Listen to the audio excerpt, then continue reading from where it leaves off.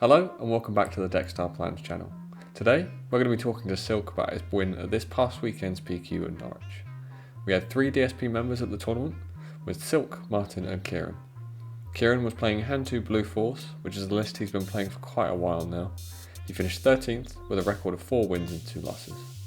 Martin finished in 18th with Hand 2 ECL. He had some tricky matchups throughout the day, which saw him finish with a record of 3 wins and 3 losses, but importantly is only 10 points away from his Galactics qualification. For the rest of this video, I sat down with Silk to go through his list and how the tournament went for him. I hope you enjoy. So I'm joined here by Silk. Silk, welcome to the channel for the first time. Thank you for joining us. How are you doing? Yeah, I'm good, thanks man, and thanks for having me. Excellent. So we are fresh off your 4th PQ win, 4th or 5th? Yeah, so it's my fourth win. I think it's 3rd one this season, but 4th win in total, yeah. Excellent. So this time it was Yoda Data Vault instead of your usual Yoda Force. What made you make the switch? I left my Force cards at home and drove to Norwich the night before because I got friends there. Went to build the deck and went, guess I'm playing Data Vault. Fair enough. How did you find the differences? I think Force has a lot of strengths that Data Vault doesn't, like less cards in the deck, but also like the Yoda itself, Yoda unit is just so 8-drop Yoda strong. is a big part of that deck. Yeah, it's so good. And Chirrut as well. Yeah, sure. I'm kind of loving Typho though as well. Actually, think if I could make a world, I'd probably build it with Chirrut and Typho in sometimes. Like that would be Typho's gross. so good. All right. Yeah, the 4 damage on the clapback is so integral. Like it puts things at like so many different breaking points of like when they attack into you. Like a hand 1 leader, has 2 health left. It means nearly everything in my deck bar Gonk Droid kills it. Stuff like that. Whereas Chirrut doesn't have that. Like it still keeps things out of the break points. And one of the big combos in that deck is the 8-drop Yoda and Clone. Do you ever find yourself missing Clone in the non-Force version? No, not really, because you've got Bo-Katan, home 1. Like you've got so many big hitters, but Clone in the Force deck, when it goes off and you just clone a Yoda, popping 2 things, healing 5 is so strong, man. So strong. It's one of those, you get that and the game's sort of locked down. It's very hard to come back from if they're not that super hard control deck. Speaking of harder control, there's a lot more removal in this list than there used to be. Has the game plan for Yoda sort of changed now that Hand 2's around?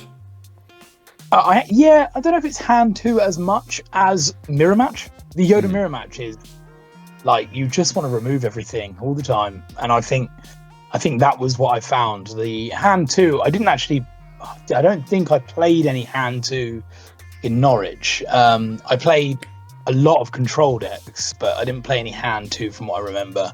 But I don't think that matchup is that awful for Yoda anyway. I think Data Vault has a match in or a game into every deck, which is one nice thing about the game. Absolutely. So I noticed that Fell the Dragon is only in the side as well. So we've got Takedown, Vanquish and Rivals Fall main, but Fell in the side. Any particular reason? Yeah, Vanquish is just better. It's just better. It kills everything. You don't have to have that caveat of like, I need it to be 5 or more power, because so many cards at the moment aren't. So Vanquish is just better. Takedown is for the things that are like the Sentinels that Yoda wants to just be able to kill, so then to be able to just hit base. And Fell only comes in if I'm against hard control, because not hard control, I mean like, Data Vault, Kylo Data Vault or Kira or Palp, because they're going to go so big, you just kill their unit and then you play a big unit. The other interesting one is the Arquintans in the main. Yeah. Only a one-off. Any particular reason? Yeah, Mirror Match. They play a home 1, you kill it, you eat it, and you get a resource. I played two Yoda Mirror Matches, and it won me that game every time I played it. Okay, because my other thought was potentially You're My Only Hope on 6 to get the flip. Yeah, like that. It is good for that as well, but that's if you're against a space deck. But I actually put it in for the mirror match. I mean, it makes The, sense. yeah, because Suddenly you trading a kill a home home one is one not an and easy thing to survive. do. Yeah, No, and surviving as well, which is nice. absolutely. Um, so you've got a few 2-drops in this deck.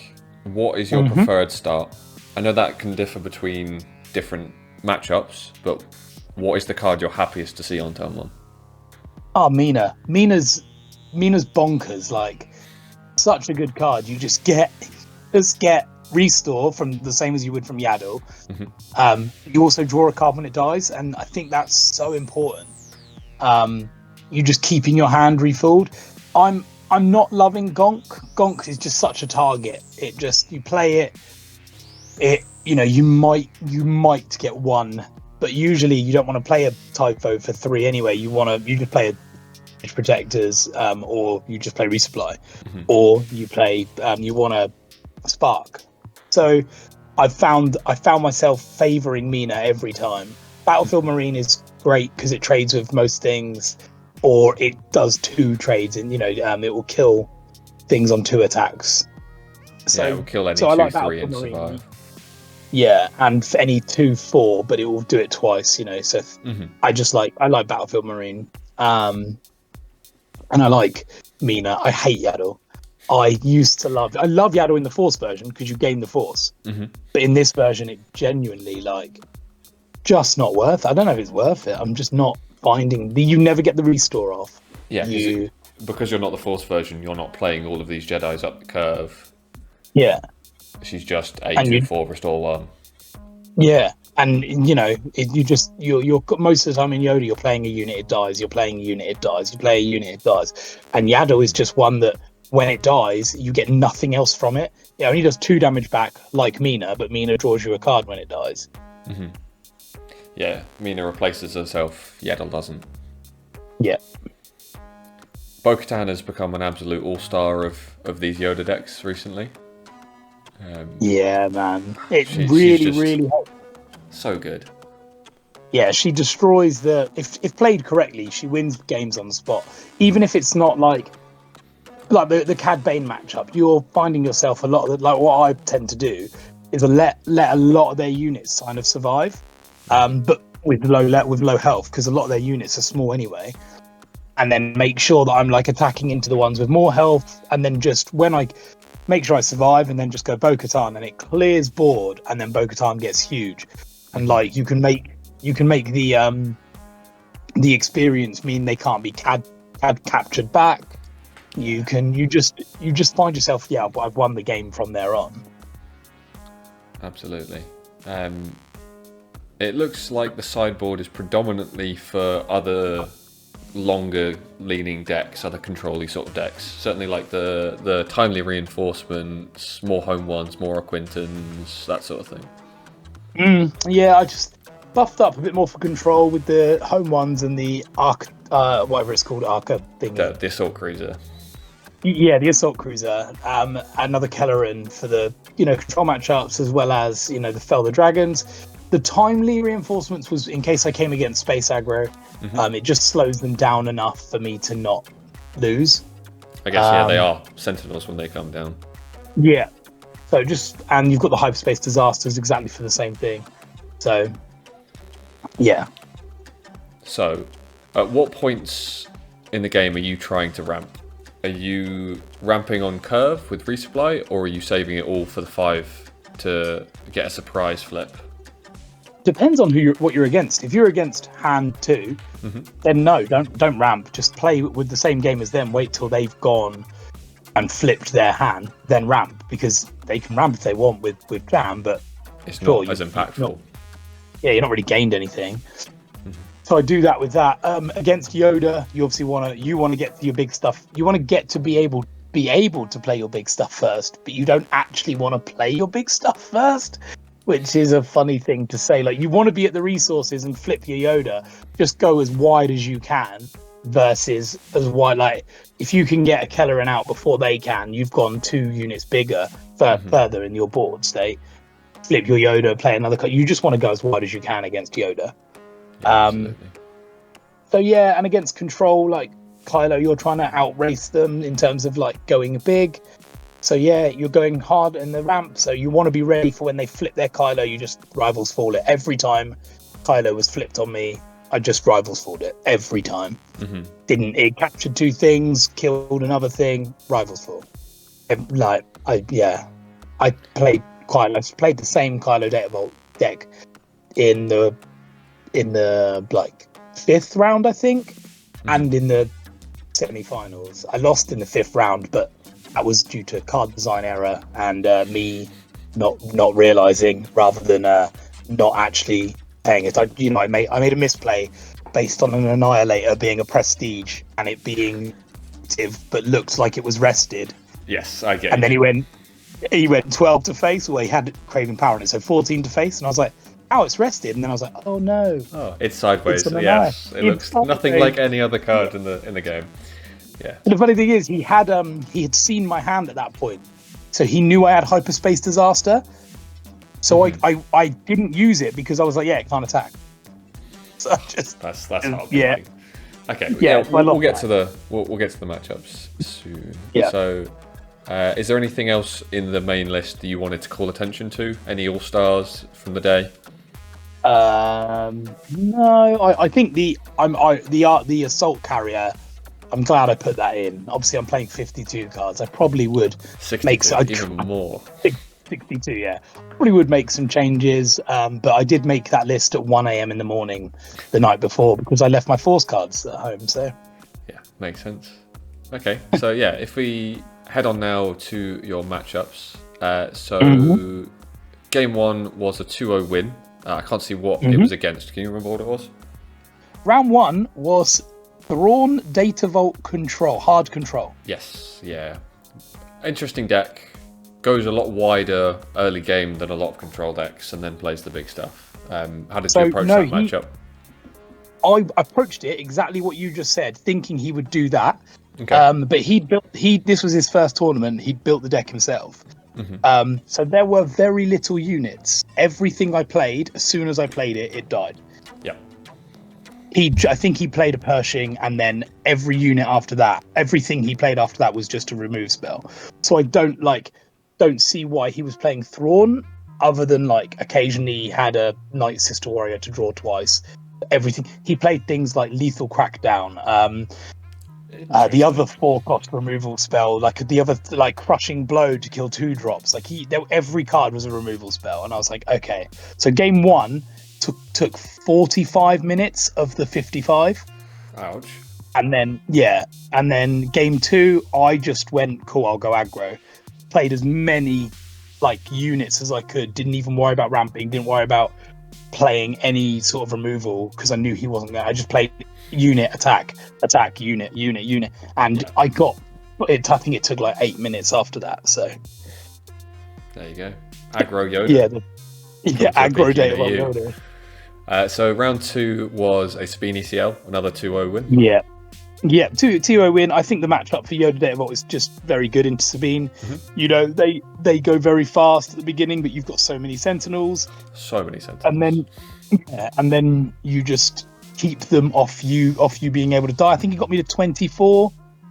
And then, I was like killed everything with Bo-Katan. So that was it. The turn before I'd played home 1 and got another Sentinel out, and he had put like 3 drops or 2 drops out because he had the mana, and they all had 3 HP, and I was like, cool, yeah.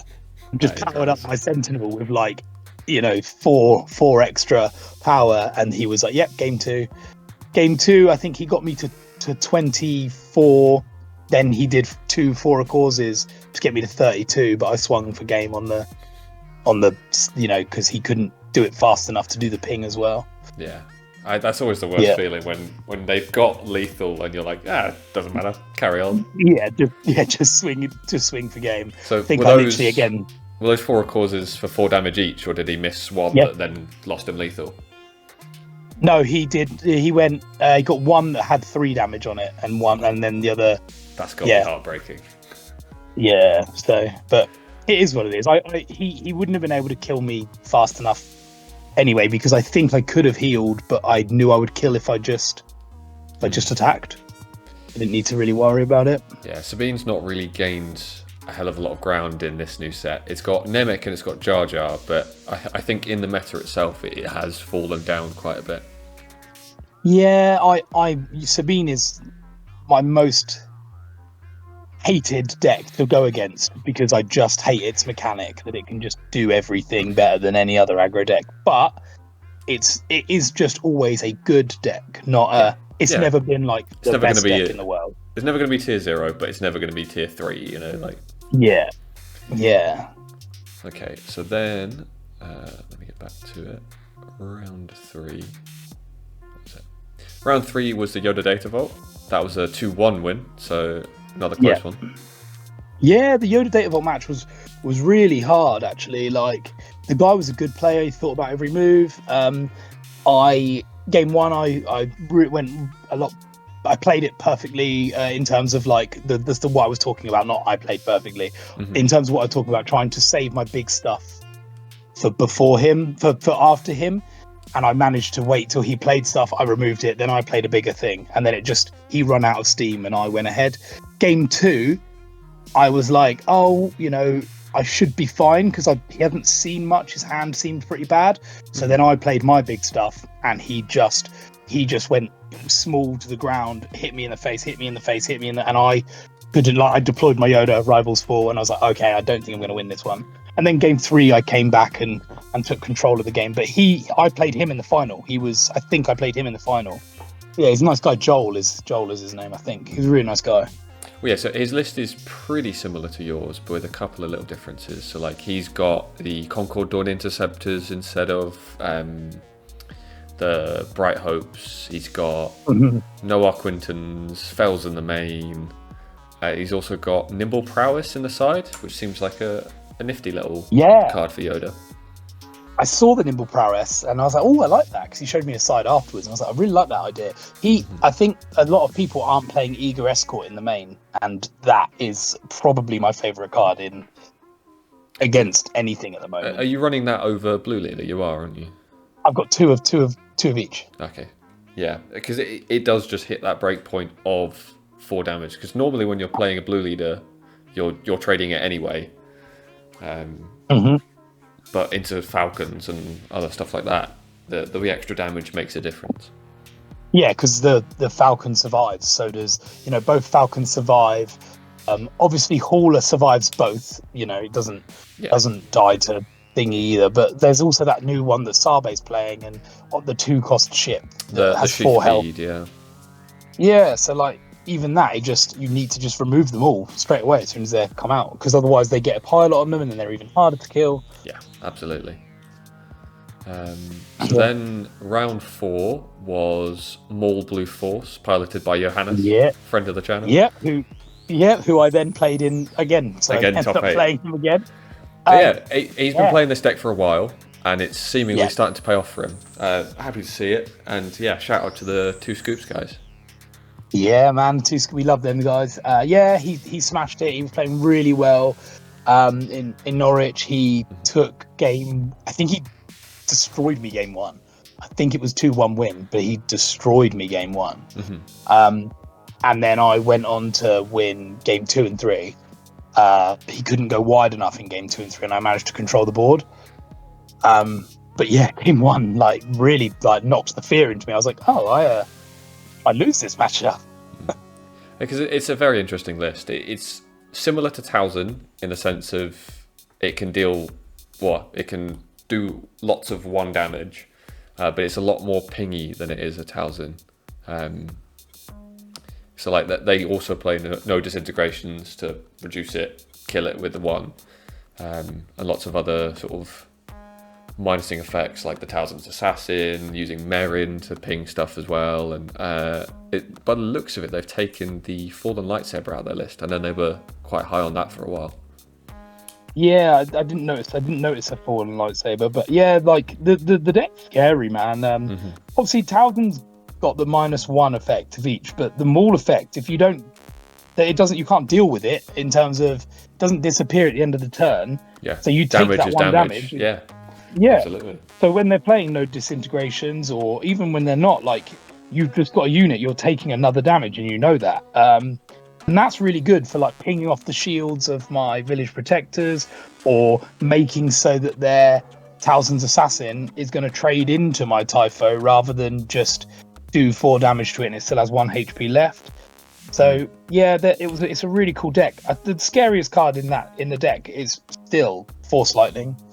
100%. There's so many times, and I know that like people don't like it as much for, it's not a clean removal of like 4, or pay Fell for Fell the Dragon, but it's also costs 1 to remove any effect, which is nice. But then you can kill nearly anything in the game with it. I think there were times where he just went, kill your home 1, and he still had 3 units on the board, and I was like, well, that's annoying, Well, that's the thing. It's got the same upside as Towson, where you can deal with the odd numbered damage by paying slightly less and then using your free leader ability to just finish it off. Yep, it's really annoying. It's a great play against him though. So yeah, massive shout out to the 2 Scoops guys. Absolutely. So round 5 was the Kylo Data Vault. That was Stuart. Yep. Is he the? He's normally on Palp, right? No, he plays. Stu plays everything he plays is Control. He's a local guy to Southampton. He's a great player. He's a really nice guy as well. Like, he's a good laugh when you're playing against him. He has a lot of banter, and he'll just say things, but it's not like in a horrible way. So like after I told you about the Annihilator thing, like when we got to the finals, he was like, "Oh, do you remember what this card does? Do you wanna check this card?" And even like a judge joined in, because it was funny for what we just be like, "Oh, 14 to the face. Okay, cool." Just casually, yeah. Yeah, so it's a very, very hard matchup. I can't tell you that there's a perfect way of playing against it. The way I play against hard control is early game I go wide and try and do as much damage as fast as I can, prioritizing damage over playing a card, then playing the card once they've removed a card, and then stocking back up. Queen Amidala is amazing in that matchup because you get 3 units, so your power of the dark side protected. So you do that, and then wait till the first Super Laser Blast. After the first Super Laser Blast, you try and keep on 2, maybe 3 units maximum on a board. Even if I ended turns with full resources untapped because I didn't want to play another unit because it makes Super Laser Blast effective. Whereas if I keep at that number and I'm still chipping away a little bit of damage, he's also thinking, I can't Super Laser Blast right now, it's not worth it. So 100%. That's how I play against it, but it might not be the right way, but it's how I've kind of come to deal with them. Yeah, very nice. So one of the things I noticed in his sideboard is he has a Shadowed Intentions. So when we were going through the deck list, you mentioned about on the spot Rivals Fall on a Kylo. Did it ever come up that he sided that in and meant that you could not Rivals Fall the Kylo? No, I guess because he saw that in my main is 2 Confiscates. Because he condemned me so many times, and I just confiscate or whatever, or entrench, confiscate. Yeah. So Condemn is a huge card for this deck now. Condemn as a card is incredible. Yeah, it's an awesome card. You still have to attack because especially if you lose the initiative, sometimes you attack and they might not actually have the villainous card, but they usually do. It's one of those where you make them have it, but I don't think there's only like 6 cards in the deck that aren't villainous, Yeah. I think that's all the interesting stuff. Yeah, his deck is definitely really geared towards super hard control, and then the sideboard is almost entirely for the mirror.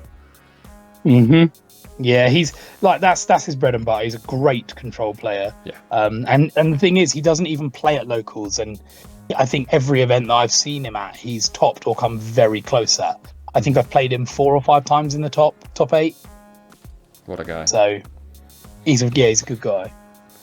Excellent. Right. So and then that puts you at 4-1, I think it is, in the Swiss. Yeah. So you then and I was placed at 2nd place, so I I knew I was guaranteed, and it was against Emmy of the final Nexus, round. Yeah. Yeah, and we're all friends and stay friendly and stuff. So we looked at we were IDing. We ID'd for the final round because there was no lunch break in Norwich. Oh, okay.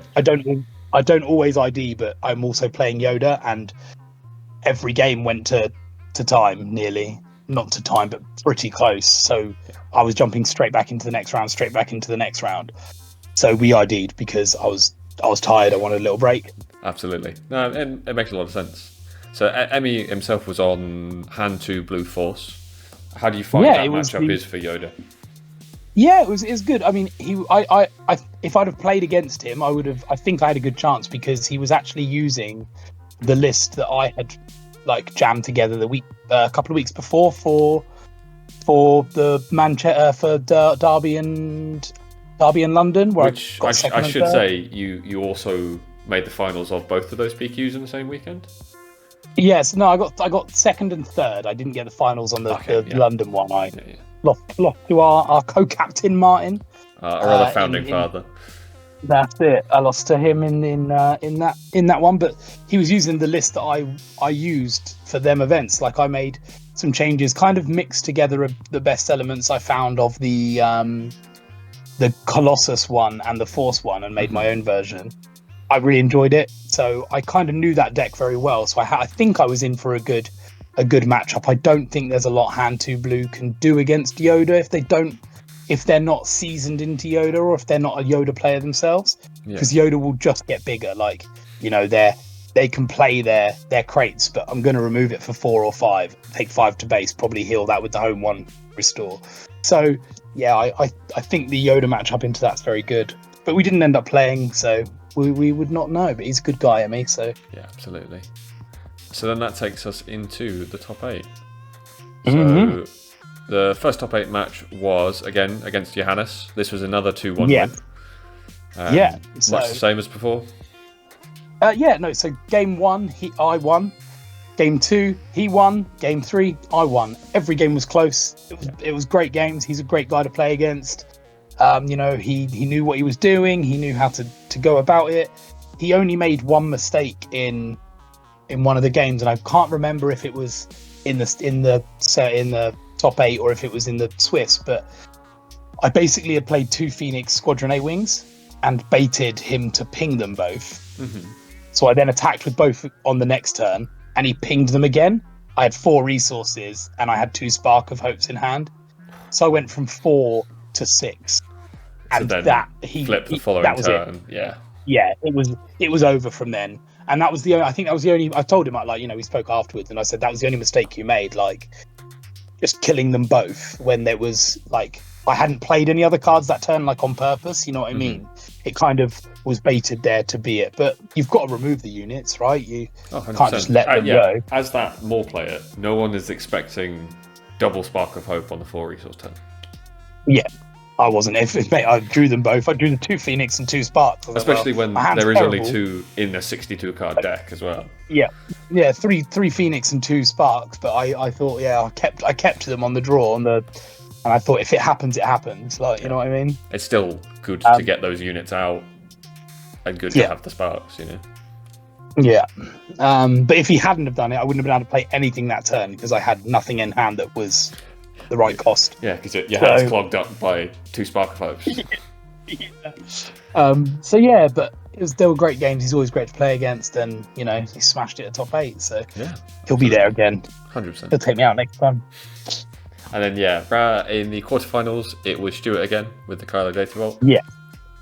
Obviously, I knew by this time I'd seen his list, kind of knew all the cards.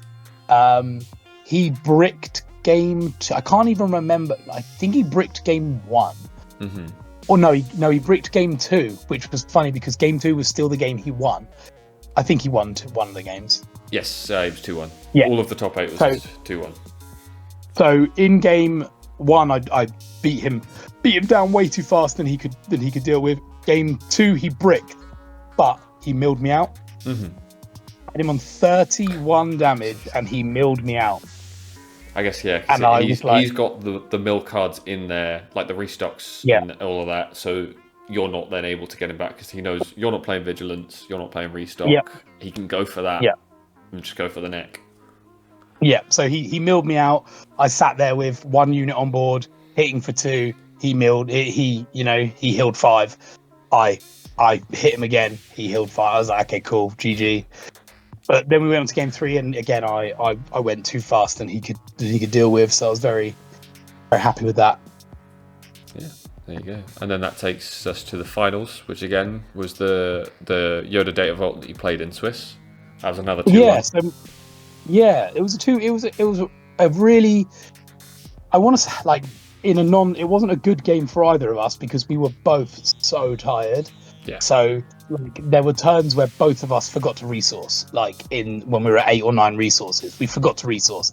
So he went like, play home 1, get Captain Typho out, and we were like, oh, you can't because we haven't resourced. We forgot to resource.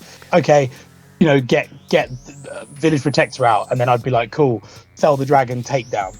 And then, the next turn I'd be like, Bo-Katan. It's like, I've got nothing on the board to hit, but Bo-Katan, cool, vanquish. It was just such long, like, we were so tired. We weren't neither, like, we've been playing since 10 o'clock in the morning with only the only break we had. Well, the only break I had, because he had to play the last round. The only break I had was on round 6. Yeah, that is a brutal day of SWU. Yeah, we finished at like 10, I think, 10 o'clock in the evening. Mm-hmm. So we were just shattered. Game 1 was really good. Game 2 was really close. And then game 3 wasn't as close, but I think we were both tired. And I think he bricked up on, not like at the beginning, but like towards the end. And he was just drawing bad, and I was drawing bad in the game too. So it was just a swingy Yoda game. Like, I just deal with Yoda the same way I try and deal with hard control, but make sure I save my bigger things till after.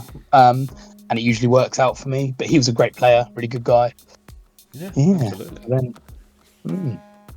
There you go. So before we wrap things up, are there any other big takeaways from the day you want to take forward going forwards? Any changes to the list? Any play lines that you thought of that you want to implement? That sort of thing. There's definitely changes to the list. I'm not, as I said, I'm not the biggest fan of Gonk anymore. Mm-hmm.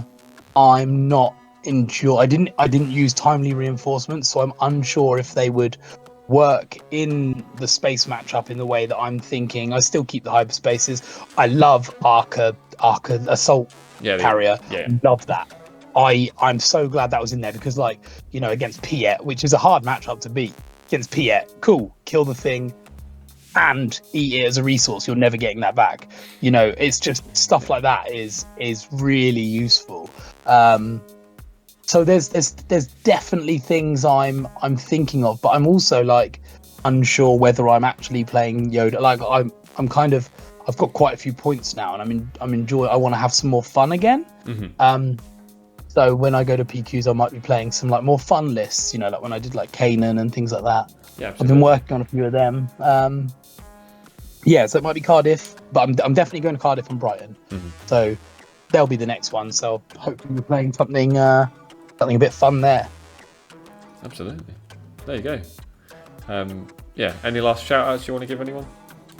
Obviously I want to shout out DSP because we have been absolutely smashing it. Like everyone, I love the community. I always want to shout out the Star Wars community. Like, I don't think people realize how good this community is for card games. Everyone especially in the UK, I'm not in America, so I don't see it, but everyone talks to everyone when you're at events. Yeah. We all hang out, we all laugh, we all joke, people, you get to know people. It's just nice. And everyone wants to get improve and have good games. We all go out for dinner afterwards. Like, it's just such a good Star Wars community. So yeah, the boys we hang out with, shout out Nexus, all the teams in the UK, teams abroad, like everyone's doing their thing. It's a really exciting time to be in the Star Wars game. And I'm really looking forward to Star Wars Worlds. I think Star Wars Worlds this year is going to have a very different feel because, people are going to be more connected than they were before. Like last year was the year I saw how important and how integral teams were. Mm-hmm. And that's why me and Martin came up with this idea of doing a team, like watching all the Bowman Network people, finishing their games and huddling together and chatting. And it was like, oh, this is awesome. And, watching KTOD like hang out with each other. It was just really nice. So we made the team. Yeah, there we go. And if you too want to be a part of the DSP community, the public Discord server is now up and running, and yeah, we'd love to have you in it. Yeah, definitely. And I mean the you out there, not the you Silk. Oh, all right. Yeah, I'll try. Oh, I'm in it anyway. Yeah, you're not allowed in there. Well, you're banned. There you go. Right. Yeah, that should just about do it. So, there you have it. That's how Silk won his 4th Planetary Qualifier. His deck list will be linked in the description below, so if you want to have a look at it in more detail, feel free to do so. Don't forget to check out the DSP Discord server for all things SWU, and we hope to see you in the next video. Take care, and goodbye.